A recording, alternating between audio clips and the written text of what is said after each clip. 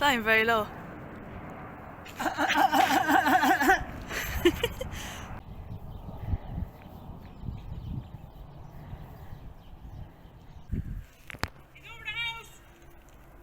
We're being invaded!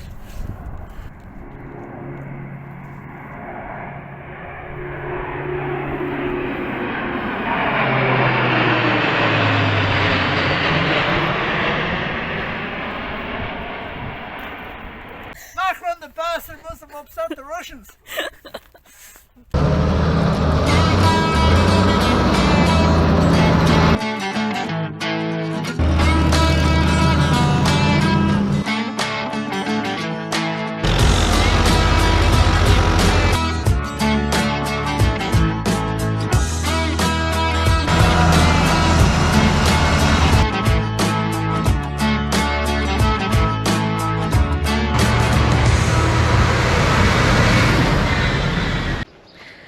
Hello and welcome back to another episode of Farm and Life at La Forge. So as you seen there yesterday, there was a load of military planes flying overhead. So they must have been doing military training or something, don't know. But there was 4 or 5 planes going around real low over the tops of all the roofs. And yeah, the noise them would nearly make the ground shake, so that was a bit interesting to see yesterday. This morning then, Dad is going off cutting timber, so he's going to get the chainsaw blades ready and sharpened, so he'll show you how he does them and then go chop some timber. And then after that he will be heading off in the David Brown 990 to go split it, and Mam will load it into the trailer. So that'll all be on today's video. I hope you guys enjoy it. If you do, please give it a thumbs up and subscribe to the channel for more episodes on our farm and lives here in France. So, I'm going taking out the blades of these saws now and going to sharpen them. Now I have lots of blades here as well. I want to sharpen a few of them and going chopping up timber. It's next year's timber actually. So that's our little machine there for sharpening them, and hopefully if I set up this camera you might see it working.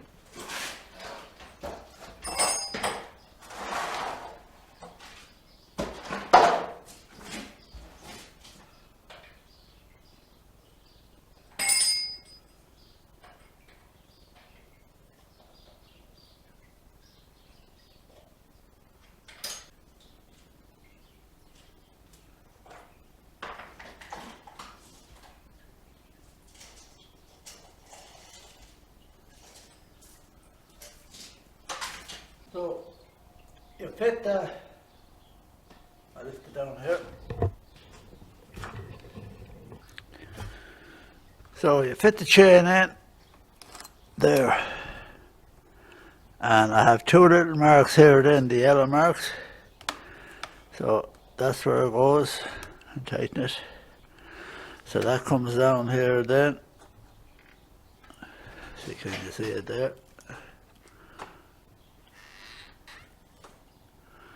And sharpens it. Now you can do it with a file, but I find a lot of the timber I'm cutting is old timber. It's either trees that fell down that was dead or with the storm, and you know, oak it's all oak timber here, so it's hard cutting. So I normally bring 2 to 3 chins on both saws for the day. I don't, when the edge goes off them, I just change the blade because it takes too long to sharpen them out the field. So I'll sharpen, well, I'll do 2 of each now today, and that should get me out. So this area here, I just keep all my saws, and I have a chain here that links up through them all. I think Laura maybe showed it before. We put all the saws on there. I keep them away from the workshop because they are dangerous. Now there's awful sun coming in the door and it's just hard. Now that's a little pump we have for pumping water if there's a problem with no water in the field. A little electric trimmers, don't use it that much. There's the grass trimmers, and there's another one, and it has 3 different heads for it.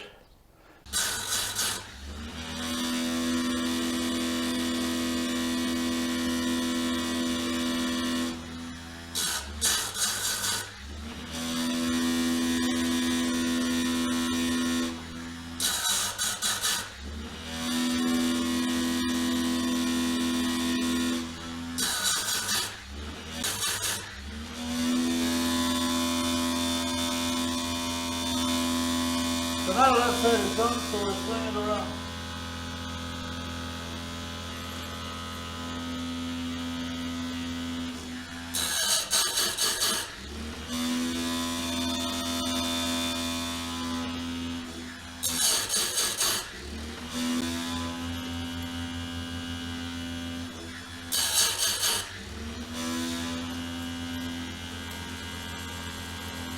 Now I was just there putting in the mix, so it's for half of the full of that, it's 2.5 of these for every 5 litres.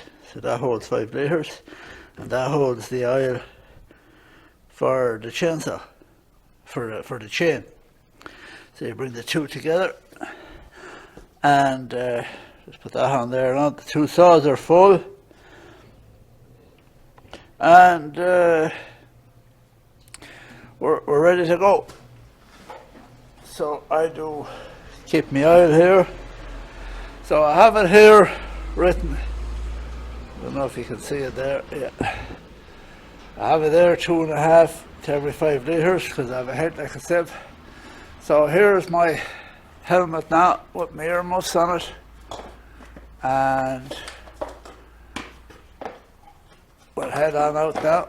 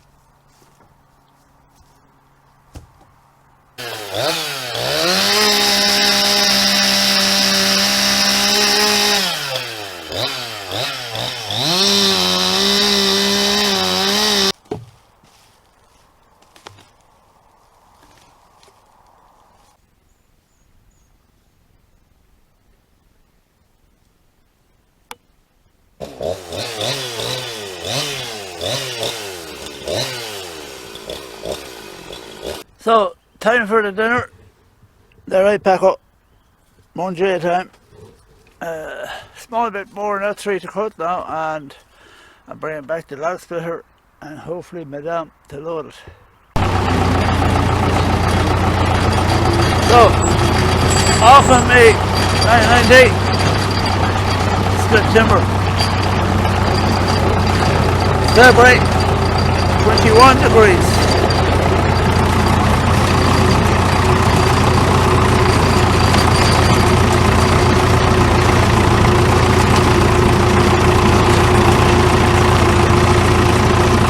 So I have the trailer after I have an old trailer there after the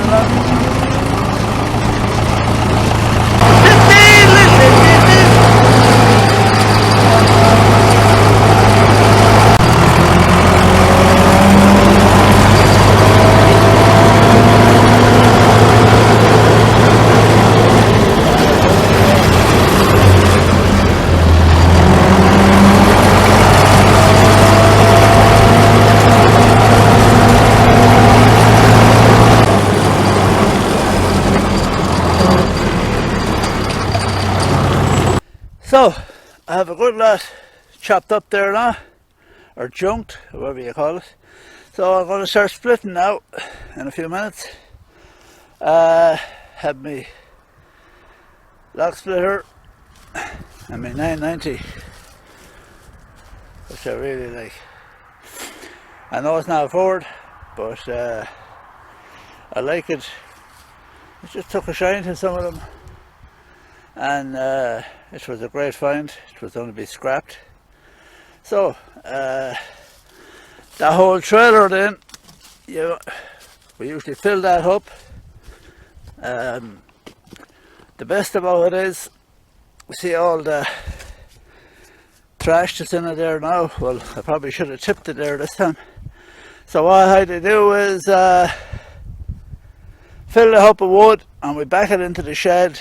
Now we do dump wood in the shed as well, but I backed it into the shed now because this is all old timber and it's really dry, and I leave it in the shed, so I bring away all the rubbish.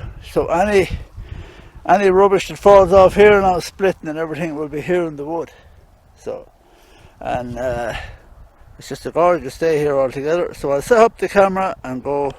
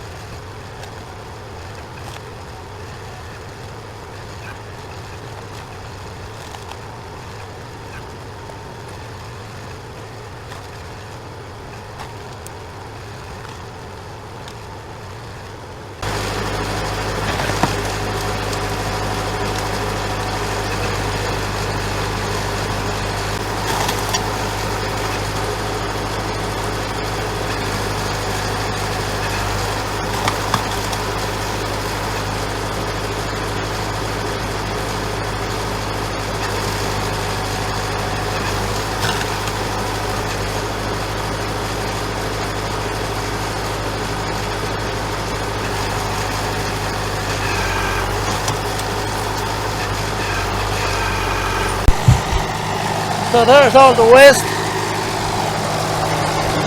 Raise it out here. So I'm going to chop this bit and I'm going to saw up then, and have to move down there.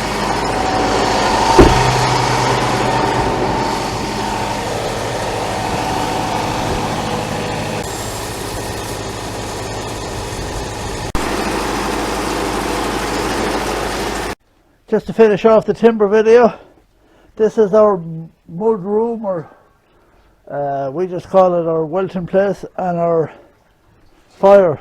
Laura showed it to you before, but just in case you didn't see it, I'll show it to you again. So all our Wiltons are here. I've made that to fit onto this. First I'll go, this is our big burner. This was on the farm here when we came. So there it is. You feel the heat of it. So it's a great machine. I absolutely love it. It works really well. Now I made this whole box here just to collect ashes or anything that falls out. Why I put this on, when you open the door sometimes, especially if you're starting it up, the smoke comes out here and to fill up this place. So now it goes straight up here. I put this chimney here. Now there's where we stack the wood. So it'll actually hold longer timber than that. So if you pack it up well, you're only really filling it once or twice a day. You put that in and away you go. Now during the day, we very seldom hold that up. Now there should be, it was actually missing off it, there should be a regulator that works off of this here, that when it gets too hot it opens and closes this itself, but that's missing off it. So normally during the day we just leave this hole into it and we close this because it gets too hot in here, believe it or not. It's just an old, it's a very handy place for coming in, hanging all your dirty clothes. Laura made this here for pulling off your shoes, which we all use, and just leave it there one side. No bending down at all. This is our oil backup, which was there. We've only used it once or twice, but there's no need with this. So you might wonder why we have the grease guns in here. When it gets real cold here and you have to grease something in the morning, it's very hard to get the grease out of the guns. So I just hang them here for the real cold weather, and it's no bother then. Especially for the hedge cutter. If I'm going off hedge cutting, I have the guns in here and I bring it in the tractor with me, and it's because I grease the hedge cutter 2 or 3 times a day. Now, some of you were saying how you hear the telescopic squeaking. There's one for the telescopic in and out the boom. You actually cannot grease it. The only way you can do it, I do it often as I can, but it's a big job. You have to park the telescopic in a hill, take off the back plate and pour gear oil down along, because the grease can't get around the back slides and they're always squeaking. Go on to Manitou in Ireland and they said the proper way to grease it is take out the whole boom. Well, they're not doing that. That's a big job. So it's a stupid idea, and I'm not sure if it's the same on the JCB, but it's that way on the Manitou. That's the only real fault I have to the Manitou. So other than that, here we stock up all our timber there, and we have all our chargeable lights here. That's my headlight. That's another little magnet light. We have 2 or 3 of them there we use, and mobile phone. So when you come in here with one of your lights, you drop it here, and there's all different connections for different things. That's another headlight I have there. Oh, no, that's the plug. This is the bigger headlight I have for doing bigger work. You wouldn't have it on. It's super light over it, but it's fairly heavy, and the battery is on the back of your head. So they all charge, and actually even my hearing aids charge there. So well, I only wear one now and again, but that's all. And then we have our first aid box. So it's kind of handy, and there's our timber. So every farmer place has one of these, but this, it might be look the best. It was here and we made the use of it. So that's a water heater there. So all the menageries to do with heating the house is kind of in here, and it's just a place it's hard to keep clean. So that's okay. Oh, that's our trolley there. I'll face it around to the sun there. It's just an old simple trolley. An English guy gave it to us. And you pack that up with wood, and sometimes we leave it parked outside the door, and we fill the house as well, and it brings in the big long sticks. So now we're back here in the woodshed.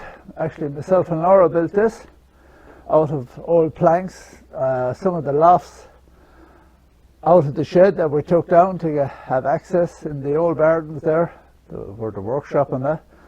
A lot of that timber came out of there, so we used it here. And that's the chicken house, but that's a fairly big chicken in there. That's the pony, Celtic. But they're on about getting back into chickens. So that'll be Laura's next project, I think. She cut a place there in the corner to the hen pony, feeling sorry for him. And we'll probably take the chickens out of there. So that's normally now what we do the last year or two is we might have, there's wood out the field chopped up and all, so we just bring it in trailer loads like that and use it out of the trailer, because when you dump it you end up with a lot like that, a lot. So some of that now I would have brought in from doing jobs with Manitou. So now this works out really well. Now on the roof of this shed we got corrugated steel, but it looks like the tiles of a house. Just because it's near the house, we said we'd keep it looking okay. So that's all, just showing you the full root on the timber, and that's it. So that's that for this week's episode. I hope you guys enjoyed it. Thanks for watching, and we'll see you in the next one.